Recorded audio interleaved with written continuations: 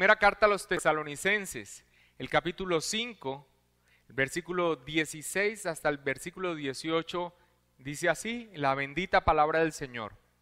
Estad siempre gozosos, orad sin cesar, dad gracias en todo, porque esta es la voluntad de Dios para con vosotros en Cristo Jesús.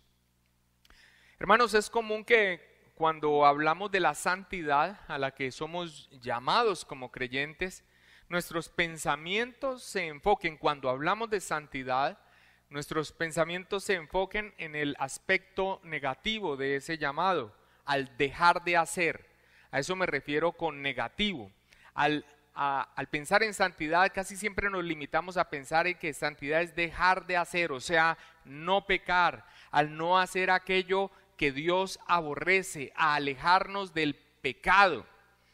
Pero pasamos por alto muchas veces los aspectos positivos de lo que el llamado a santidad implica. Por supuesto que llamados a santidad, o ese llamado a santidad que nos hace Dios, es a no pecar, a dejar de hacer aquello que Dios aborrece y que nos ha mostrado en su bendita palabra para nosotros. Pero la santidad no se limita a no hacer, a ese aspecto negativo, sino también en aspecto positivo, o sea, un llamado a hacer. Crecer en santidad no solo es dejar de hacer aquello que Dios aborrece, eso es parte de la santificación. Y cuando hablamos de santidad, cuando hablamos de santificación, quiere decir que el creyente nacido de nuevo y con la presencia del Espíritu Santo empieza a ser más como Cristo. El carácter de Cristo empieza a cada día crecer más en nuestro propio ser, aquello que es deseable en un creyente, en un hombre, en una mujer redimido y que podemos ver perfectamente en Cristo, empieza a crecer en nosotros. Crecer en santidad entonces, o la santificación, que es crecer en esa madurez a la imagen de Cristo, no solo es dejar de hacer aquello que Dios aborrece, eso es parte de la santificación, pero también sino que también es hacer, procurar vivir, tener aquellas características, virtudes que la palabra de Dios señala como deseables en la vida de un hijo de Dios. Santificación no es solamente no pecar, santificación también implica un hacer, un tener en la vida esas características que vemos en la palabra del Señor, que son deseables para alguien que ha sido redimido por la obra de Cristo y le ha dado su Santo Espíritu y tiene la palabra de Dios para ir creciendo a la imagen de Cristo. Algunos se quedan con aquellos aspectos morales negativos que han dejado atrás. Por la gracia de Dios ya no viven vidas que se caracterizan por la impureza, por el vicio, por el desafuero, por la mundanalidad. Pero sus vidas tampoco se caracterizan por aquellas virtudes, por aquellos aspectos positivos que deberían tener sus vidas. Sí, ya no son dominados por los vicios, visten decorosamente, la maledicencia ya no es su lenguaje, ni una vida inmoral pública es lo que les caracteriza. Pero la queja continua, la insatisfacción, la tristeza, la apatía, la depresión son rasgos continuos en su vida. Y por supuesto que no estoy haciendo alusión a las fuertes emociones que nos vienen en medio de la adversidad y a las que estamos llamados a sobreponernos confiando en nuestro amoroso Dios. Eso lo enseñamos en la reflexión del culto de oración el miércoles pasado. No me estoy refiriendo a esas emociones que brotan, sino a aspectos que nunca se fueron después de nuestro nuevo nacimiento, o que aún peor, que siendo cristianos se han acentuado. Aspectos que aunque a primera lectura no parezcan pecaminosos, en el fondo sí lo son. Porque la palabra del Señor nos enseña que todo lo que no proviene de fe, o sea, todo aquello que no brota de una plena confianza en Dios, en su poder, en su control providencial, es pecado. Así que nosotros no nos podemos quedar limitados cuando hablamos de santidad o nuestro deber de crecer en santidad o de la doctrina de la santificación a aquellos aspectos negativos. Sí, yo ya no hablo de esa manera, yo ya no visto de esa manera, yo ya no tengo una vida inmoral de esta manera y sin embargo, rasgos como esto que voy a volver a repetir, una continua insatisfacción, una tristeza, una apatía, una depresión continua, son rasgos que son los que caracterizan también parte de nuestra vida. Y eso, amados hermanos, aunque algunos no lo vean como situaciones pecaminosas, lo son. Pablo inició en esta parte final en la que estamos ya cerrando esta carta a los tesalonicenses desde el capítulo 4, una exhortación a seguir viviendo vidas que glorifiquen a Dios, vidas en creciente santidad, y se lo hace a una iglesia excepcional. Todos hemos visto esa historia de la iglesia de los tesalonicenses que uno queda aterrado. A Dios le plació tomar este grupo de paganos y hacer una obra tan tremenda con ellas, en las que ellos fueron responsables y respondieron de manera efectiva a ese obrar de Dios, que fueron testimonio impresionante de una conversión excepcional y una vida en santidad. Pero el apóstol Pablo hace en esta parte final, a pesar de todo ese testimonio tremendo, a continuar creciendo en una vida que dé gloria a Dios. ¿Y cómo es una vida que dé gloria a Dios? Una vida que vaya creciendo conforme a ese propósito por el cual nosotros fuimos elegidos. ¿Cuál? Ser como Cristo, cada vez más como Cristo, crecer en santidad. Ellos debían recordar que el progreso espiritual es algo que no podían descuidar o simplemente dar por hecho, sino en lo que ellos debían seguir avanzando hasta el final de sus vidas. Y ya finalizando la carta, hemos visto cómo el apóstol Pablo en esta exhortación a la santidad ha pasado de una exhortación a la santidad personal, a la responsabilidad que cada uno de nosotros tenemos ante Dios, pero ha pasado a un aspecto de la santidad más corporativo, que tiene que ver con el cuerpo de Cristo, la iglesia. Ha señalado que tanto esa santidad individual como este aspecto corporativo de la santidad de la iglesia, de no ser tenido en cuenta, la va a afectar. Ha advertido sobre aquellas actitudes que de no tomarse medidas para impedirlas van a afectar al cuerpo de Cristo en su unidad, en su crecimiento en santidad. Es por eso que vimos en los últimos sermones, en ese aspecto de crecimiento en santidad como cuerpo de Cristo, vimos el gobierno de la iglesia y lo vimos como un fuerte impulso a la santidad. Vimos la disciplina eclesiástica como un medio también que es un fuerte impulso a la santidad como cuerpo de Cristo. Y vimos la amonestación mutua los unos a los otros como otro elemento que Dios ha dejado como un fuerte impulso a la santidad como iglesia, como cuerpo corporativa. Todo esto lo desarrollamos sermones atrás. Y ahora Pablo va a dar tres mandatos que deben caracterizar la vida de los cristianos en su relación con Dios. Y en ese momento, cuando lo leamos, va a parecer que ha dejado a un lado ese llamado a la santidad en el sentido corporativo, porque tienen que ver en el individuo, en su relación con Dios. Pero vamos a ver que ese llamado no se desliga del llamado a santidad corporativo de la iglesia, sino que son clave para escúchenlo, son clave, y quiero que lo veamos en esta noche desde esta perspectiva de crecimiento en santidad como cuerpo, son clave para la armonía y para la buena marcha de la iglesia local. Primera de Tesalonicenses 16 hasta el 18b. Estad siempre gozosos, orad sin cesar, dad gracias en todo. Sobre estos tres mandatos, porque son mandatos, mira lo que dice: estad, orad y dad. O sea, claramente hay ahí una expresión imperativa. Esto es algo que se debe hacer. Sobre estos tres mandatos, John Stott comenta: a primera vista uno podría pensar que esta sección no tiene que ver mucho con la iglesia como cuerpo, pero hay claras indicaciones de que esto es lo que Pablo tiene principalmente en mente. Como nosotros enfatizamos continuamente, así como el pecado individual es un acto aborrecible que nos afecta personalmente, la palabra del Señor nos enseña que es algo que se extiende en su perjuicio hasta la iglesia misma. Asimismo, la santidad personal también incide en un aspecto corporativo. Si yo crezco en santidad personalmente como hijo de Dios, esto va a incidir en beneficio, a repercutir en el cuerpo de Cristo.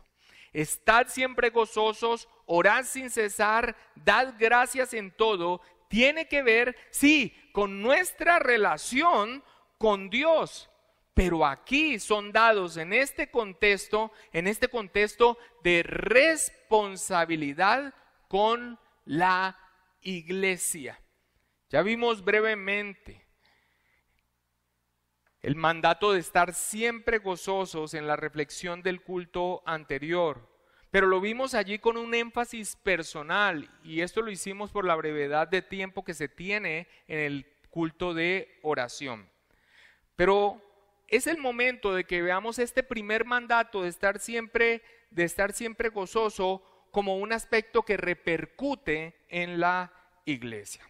Un creyente, tú, hermano, hermana, que se esfuerza en gozarse sin importar las circunstancias que le rodean, sobre el fundamento. ¿Cuál fundamento?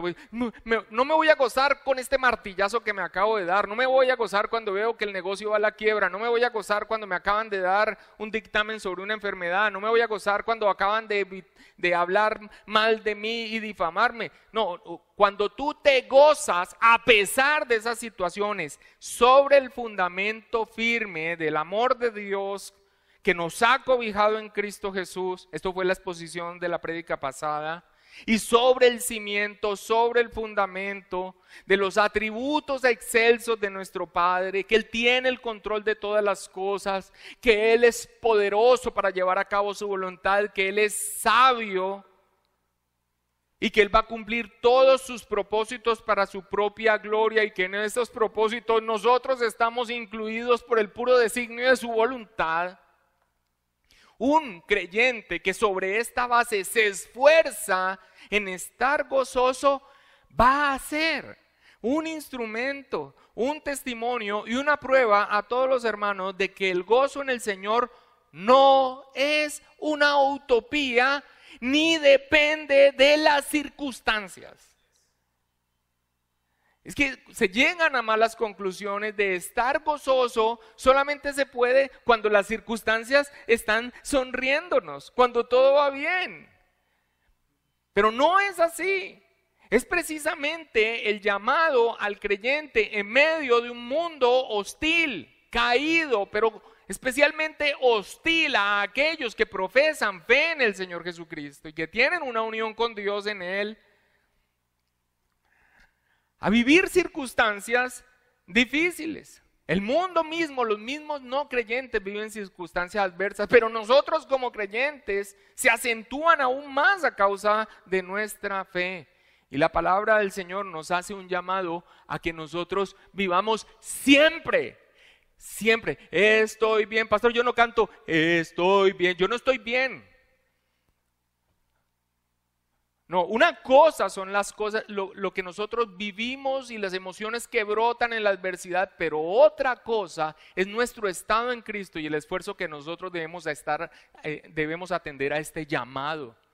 Estar gozoso en el Señor no es una utopía y no es algo que, de acuerdo a la palabra del Señor, como lo vimos en el sermón anterior, dependa de las circunstancias. Es más, ese llamado o ese mandato es a estar gozoso a pesar de las circunstancias. David Burr comenta: sobra decir que aquel que conoce la plenitud de este gozo y de esta esperanza en Dios es una bendición para la vida de la iglesia, porque en su trato con los demás nunca le faltarán palabras de consuelo y de ánimo. Tan solo unas líneas de atrás de este mandato a estar gozosos, Pablo ha dicho que alentéis a los de poco ánimo, que sostengáis a los débiles. Así que mire cómo este mandato a estar gozosos siempre, sí, es un mandato a nosotros individualmente en el que nos tenemos que esforzar más allá de las circunstancias, pero esto va a repercutir en la iglesia. Siempre vamos a tener hermanos que necesiten aliento y que requieran ser sostenidos en medio de las pruebas. Y nada mejor que un hermano que ha atravesado por el mismo valle oscuro para compartir la esperanza y la fortaleza que halló en su Señor en ese momento. Así que este llamado a estar gozosos, como ha sido enseñado por la palabra del Señor, es un instrumento que Dios usa para quienes viven también circunstancias difíciles. Pero, por otro lado, cuando alguien en esa condición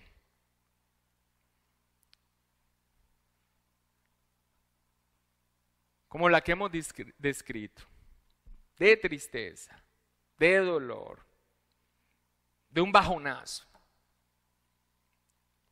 apesadumbrado, cuando alguien en esa condición, a pesar de recibir el aliento y el ánimo de sus hermanos y de tener buenos pastos que provee su iglesia local, la enseñanza sólida de la palabra de Dios, no se sobrepone a sus tristezas y depresiones, temores e insatisfacciones, empieza a convertirse en una persona con la que ya no se sabe cómo relacionarse y esto empieza a afectar a la iglesia.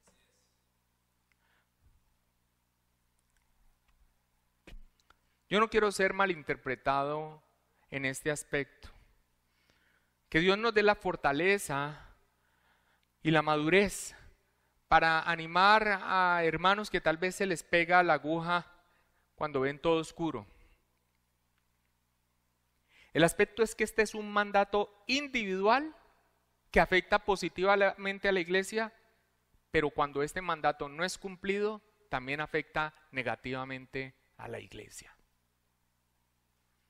Así que maravilloso poder estar gozoso a pesar de las circunstancias, para también poder animar y llamar a los hermanos y poder darle una voz de aliento y acompañarles. Y por cierto, hago aquí un paréntesis. Miren, nosotros tenemos todavía como una especie de estructura de cómo debe ser la iglesia de acuerdo a lo que vivimos allá tiempo atrás. Y pareciera que esta fuera una labor que solamente cumplen los pastores. ¿Dónde? Si todos somos un cuerpo. Si un miembro se conduele de otro miembro, si nosotros mismos somos instruidos y tenemos un sacerdocio universal, todos nosotros tenemos esta responsabilidad. Todos nosotros tenemos esta responsabilidad. Ahora, cuando tenemos esta responsabilidad y obramos, esto obra para la santidad y el crecimiento de la iglesia. En estos aspectos también de un carácter agradecido y gozoso continuamente con Dios. Pero cuando como individuos, con la compañía de los hermanos, con buenas palabras, con las promesas eternas que tenemos en Cristo Jesús, no nos sobreponemos a esto, eso no se va a quedar solamente con pobrecito yo. Esto va a afectar también a la iglesia. Los libros sapienciales, o sea, los libros de sabiduría de la palabra de Dios, nos describen cómo afecta a la persona la tristeza, el desánimo y la aflicción. Y por lo general lo hace contrastándolo con aquel que está gozoso. Y quiero que noten que en cada uno de estos textos la alegría y el buen ánimo y el gozo de aquel con quien contrasta no son dados por las circunstancias, sino a pesar de las circunstancias. Vayamos a estos textos que están allí en Proverbios 17, 22.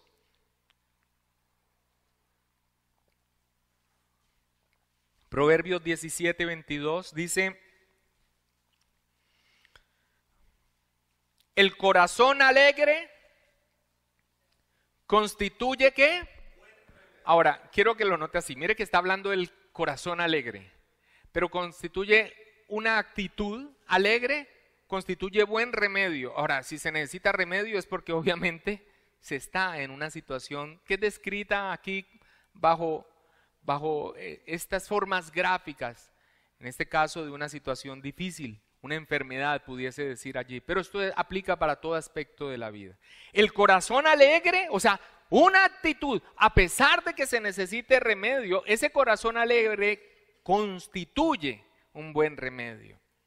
Pero mira el contraste que hace con aquellas personas que tienen o que son descritas con esta actitud que es normal y que con sinceridad todos podemos expresar en algún momento delante de Dios por las circunstancias difíciles, pero que cuando se empieza a convertir en un patrón de vida o en un rasgo de cómo soy, de qué es lo que yo expreso hacia los demás y cómo veo mi propia vida. Mas el espíritu triste, ¿qué hace? Seca los huesos. Estos libros entonces describen cómo afecta a la persona la tristeza, el desánimo y la aflicción.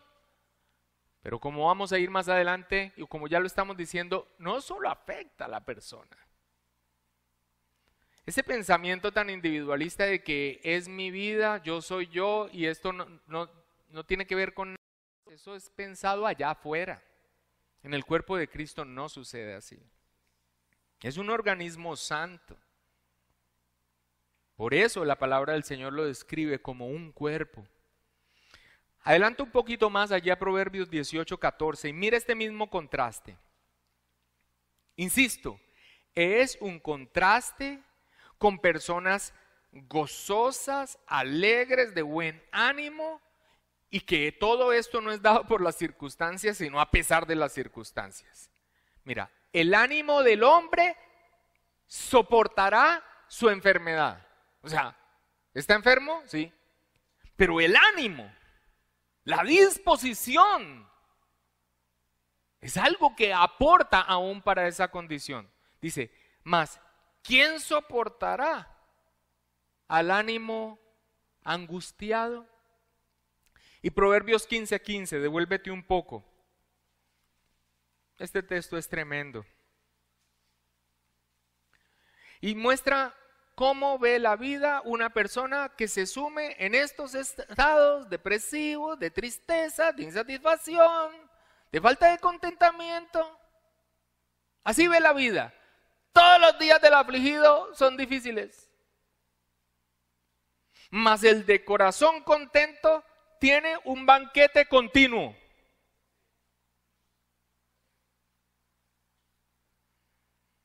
Ahora, cuando alguien no se sobrepone a este estado, insisto, y no quiero ser malinterpretado con esto, no se trata de indolencia o de falta de amor por el afligido o de dejar a un lado al soldado caído, como comúnmente se expresa en el lenguaje evangélico. Cuando alguien, a pesar de todo lo que Dios ha provisto en Cristo Jesús, y el ánimo y el amor de los hermanos, no se esfuerza en sobreponerse a ese estado y buscar él mismo el gozo del Señor a pesar de las circunstancias y así poder ser él mismo un instrumento de Dios para ayudar a otros, se convierte en alguien, como ya lo mencioné, con el que ya no se sabe cómo proceder. Los medios que Dios ha dado no han sido efectivos en él. Y no por los medios mismos. ¿Se le ha acompañado? Sí. ¿Se le ha animado? Sí. ¿Estamos allí? Sí. ¿Se le ha apapachado? También. ¿Se le ha dado testimonio de que algunos han atravesado por la misma circunstancia? También. ¿Está en una buena iglesia? Sí. ¿Se enseña una buena doctrina? Sí. ¿Es salvo en Cristo Jesús y tiene todos los beneficios de su obra redentora? Sí.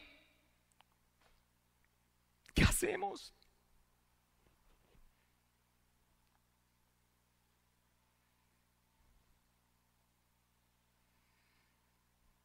Los medios que Dios ha dado no han sido efectivos en Él y no por los medios mismos.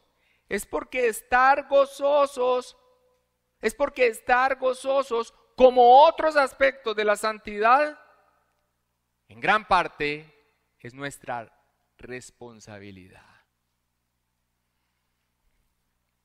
Estamos hablando de actitudes que por lo general nosotros no relacionamos con la santidad, con el crecimiento en santidad y con la santificación. Siempre lo relacionamos con no pecar, con dejar de hacer aquello que Dios aborrece.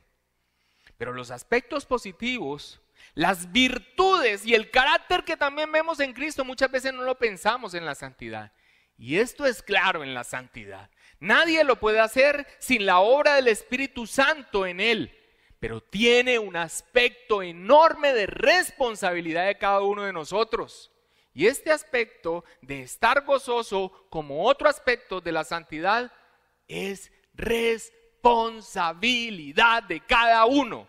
Claro, con todos los medios que hemos mencionado.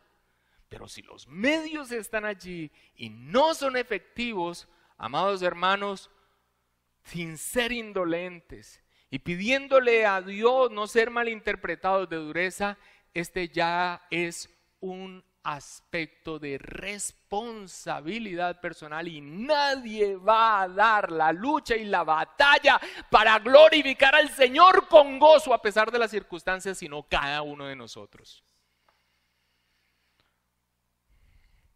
David Burr comenta: si tenemos que confesar que no nos caracterizamos habitualmente por el gozo, sino por un espíritu triste y derrotado, debemos entender que el problema no está en nuestras circunstancias ni en las personas que nos rodean, sino en nosotros mismos. O estamos estorbando la obra transformadora del Espíritu Santo en nuestras vidas, o nos hemos olvidado de las glorias de nuestra esperanza. Dios no nos pide cosas imposibles. Si nos exhorta a estar siempre gozosos, es porque en Cristo tenemos los recursos que necesitamos para vivir así. Estad siempre gozosos. Es un aspecto de la santidad. Y es un deber que tenemos. Y esto no se trata solo de mí. Esto va a afectar al cuerpo de Cristo. 17. Orad sin cesar. Nosotros, hermanos, solamente vamos a poder estar gozosos siempre, como lo hemos dicho, no por las circunstancias, sino sobre el cimiento firme del amor de Dios para con nosotros en Cristo Jesús y la plena confianza que tenemos en Él. Ahora, la oración es la disciplina espiritual que nos recuerda esto continuamente. O sea, si nosotros solamente podemos estar siempre gozosos sobre ese fundamento del amor que ha sido derramado sobre nosotros, de la relación que tenemos con el Padre, de la reconciliación con el Padre, de la plena confianza en Él y de sus atributos, ¿cuándo lo recordamos continuamente?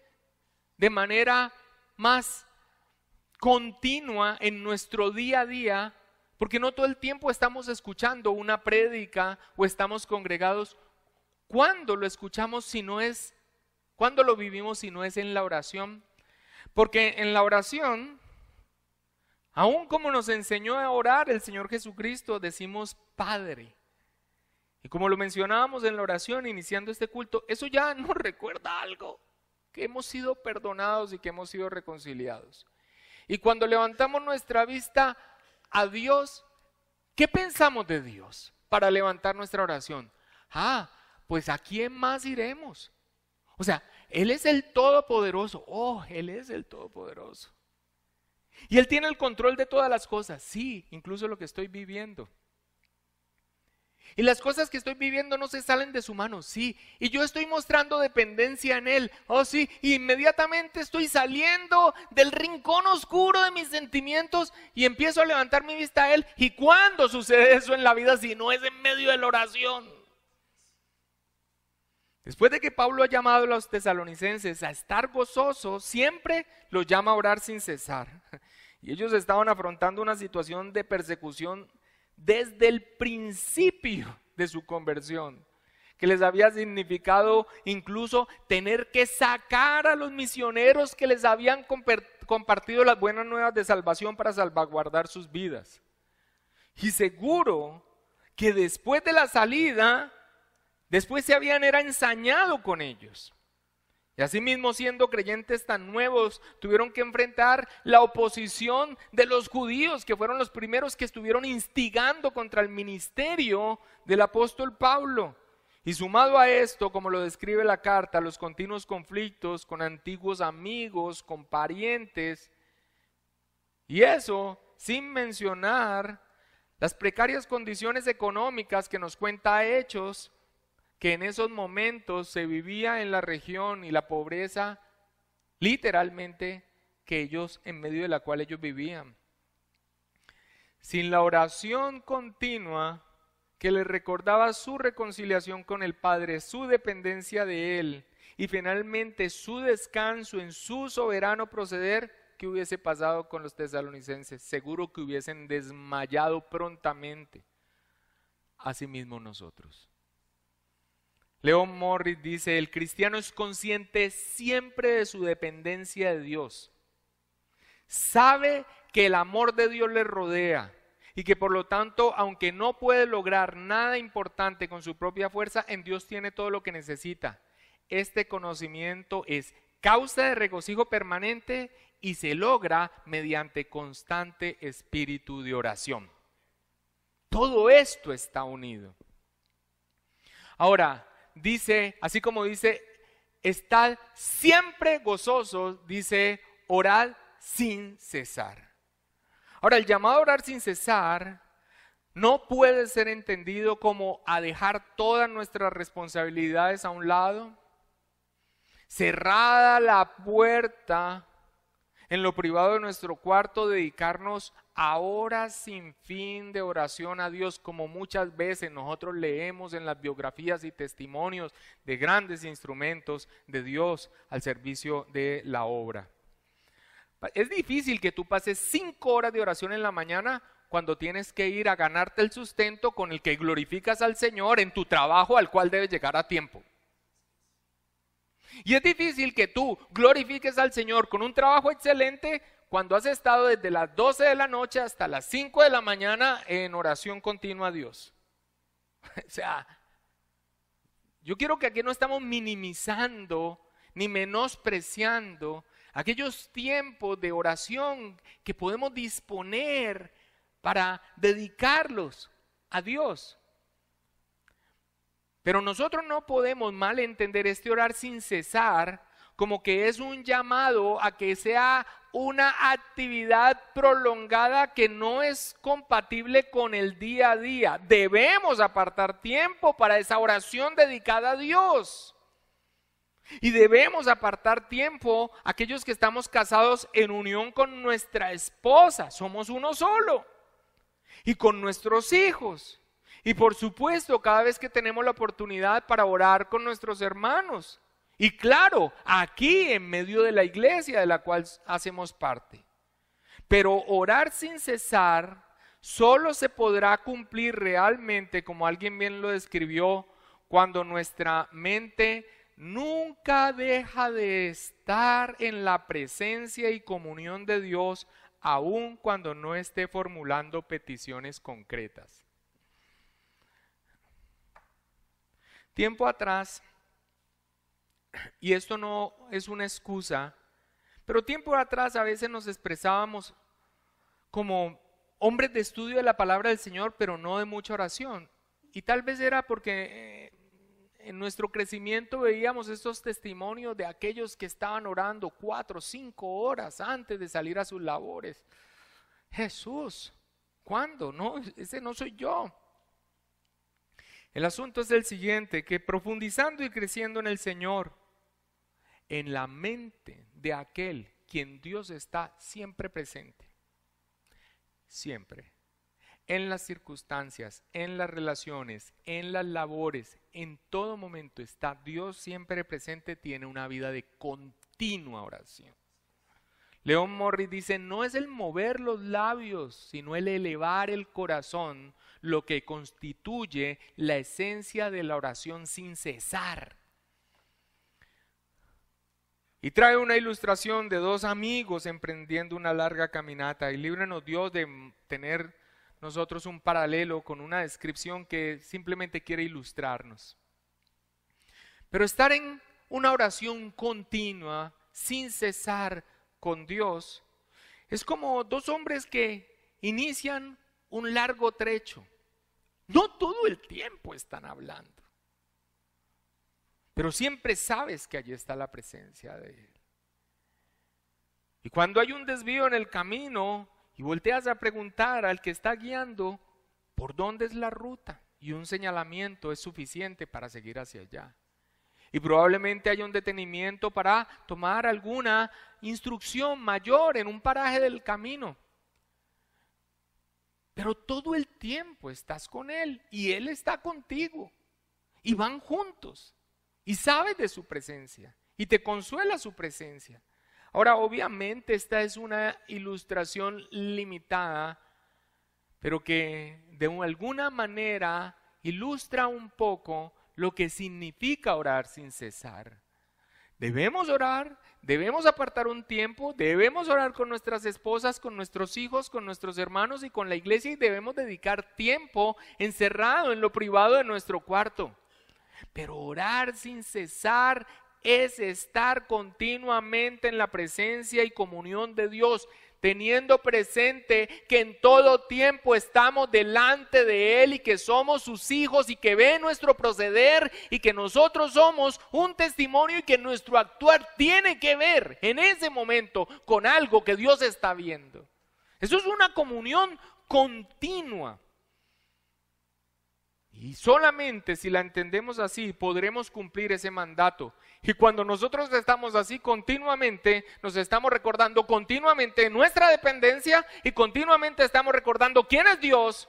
Y amados hermanos, ese es el cimiento para entonces cumplir el primer mandato. ¿Cuál? Estar gozosos sin importar las circunstancias, siempre. Y después les dice Pablo a los tesalonicenses en medio de toda esa situación: dad gracias en todo. Algunos dicen que no se puede dar gracias a Dios por todo, sino en todo momento. Pero por la palabra de Dios entendemos que toda situación obra para nuestro bien, para que el propósito de Dios de formar la imagen de su Hijo en nosotros se cumpla y nosotros damos gracias a Dios por todo. No damos gracias por el sufrimiento en sí, sino porque es un instrumento para bien en las manos de Dios. Y ninguno de nosotros lo pedimos y lo queremos. Pero cuando lo vivimos, aún en Él, sabemos que estamos en las manos de Dios y que Dios está obrando. La gratitud continua es algo que brota de alguien que se ha esmerado en estar gozoso siempre sobre el fundamento de su redención y de qué es Dios, lo cual ha estado recordando continuamente en su vida en una oración sin cesar. Y el resultado, ¿cuál es? Gratitud en toda situación. Gratitud. La ingratitud, la insatisfacción, la falta de contentamiento son pecado ante la generosidad de nuestro amado Dios. ¿Cómo podemos vivir un día sin verlo como un precioso regalo, nublado por todos los chicharrones que se nos presentaron en ese día y las adversidades y las situaciones difíciles, y terminar el día? Es que a veces damos por hecho y damos por sentado la vida y nuestra existencia. Normal, o sea, es que nosotros estamos respirando ahora porque a Dios le place y porque nos lo da. Una de las doctrinas que nosotros conocemos de la palabra del Señor acerca de nuestro Dios es que Él es quien creó todas las cosas y que las mantiene en existencia. con su poder sustenta toda la creación. Las cosas son y las cosas tienen los atributos y las características que tienen, y nosotros tenemos vida porque Dios continuamente está obrando para que así sea y manteniendo en existencia en todo y vida a aquellos que ha dado vida. A veces algunos piensan en Dios como aquel relojero universal que le dio vuelta al reloj que creó y se apartó, y ese reloj tiene existencia por sí mismo y solo. No. Todo se mantiene en existencia por nuestro Dios. Tener un día, a pesar de lo difícil, en el que nosotros no podamos agradecer que existimos, y nosotros como hijos de Dios terminar un día no en alabanza, sino en queja, insatisfacción, falta de contentamiento, ingratitud. Eso es un pecado ante la generosidad sobreabundante de nuestro Dios.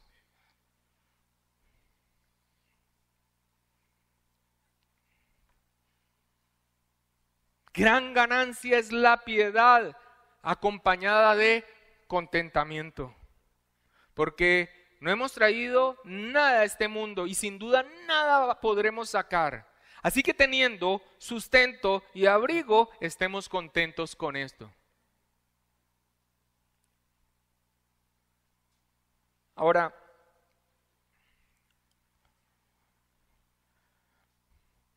el apóstol insiste en que estos aspectos de nuestra relación con Dios dentro de este contexto en santidad son mandatos, son obligación de nuestra parte en la que debemos esforzarnos, pero que no deben ser temporales, que no deben ser en algunos momentos, sino que insiste en su práctica en todo momento. Nótelo usted, ¿estad cuándo? Gozoso. Orad ¿cómo? Sin cesar. Y dad gracias ¿qué? En todo. No basta con que a veces experimentemos gozo, intercedamos puntualmente por algún hermano o tengamos a Dios en nuestra mente o expresemos gratitud de vez en cuando. Esas deben ser características permanentes en nuestra vida. El texto es enfático en siempre, sin cesar y en todo.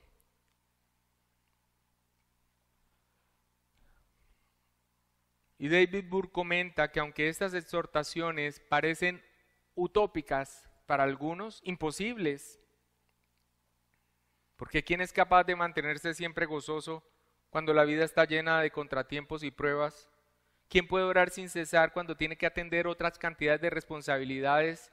¿Y quién puede dar gracias en todo cuando hay muchas circunstancias que son fruto del pecado y llegan incluso por iniciativa del maligno y circunstancias difíciles? La respuesta es nosotros. Nosotros. Y el texto termina diciendo, versículo 18, porque esta, ¿cuál?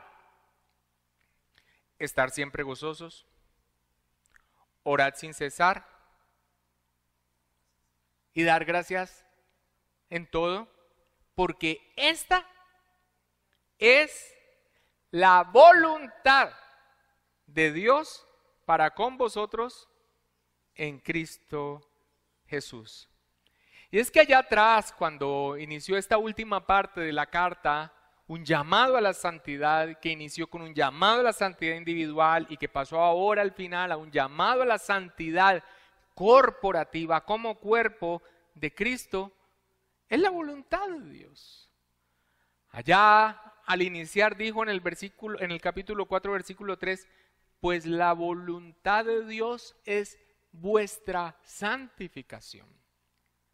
Y empieza a hablar acerca de la impureza sexual y de la fornicación y de todos los aspectos negativos que cuando pensamos en la santidad bien hacemos en pensar. Pero nos quedamos a medio camino, con la tarea incompleta, cuando las virtudes que por la obra de Cristo, por el obrar del Espíritu Santo, por lo que Él ha hecho en nuestra vida, debieran ser rasgos de nosotros, no caretas.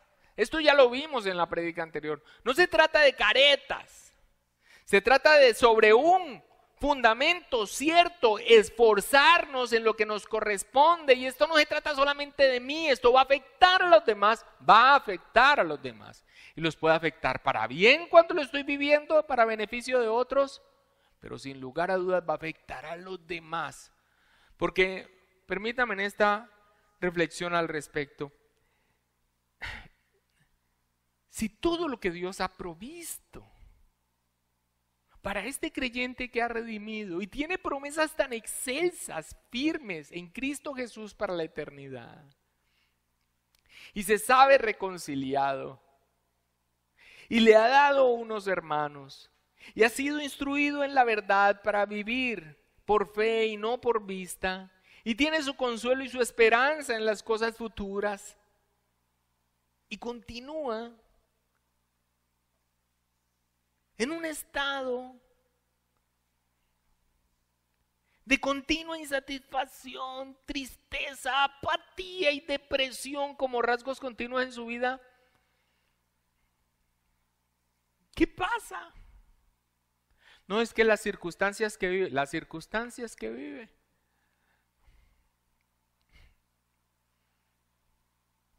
atestigua contra tal persona hermanos que viven cosas más tesas y más duras de las que a veces viven algunos que tienen esta situación.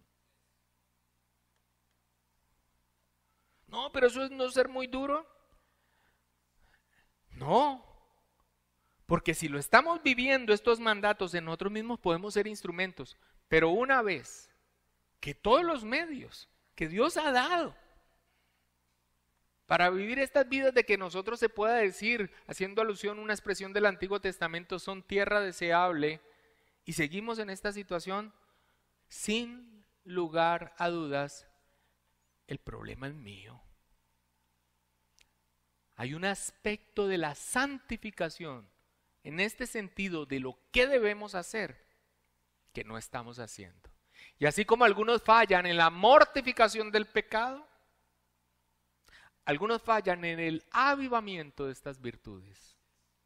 Pidámosle a Dios para que fortalezca y crezcamos juntos para su gloria y para su honra. Padre, te damos muchas gracias, bendito Rey.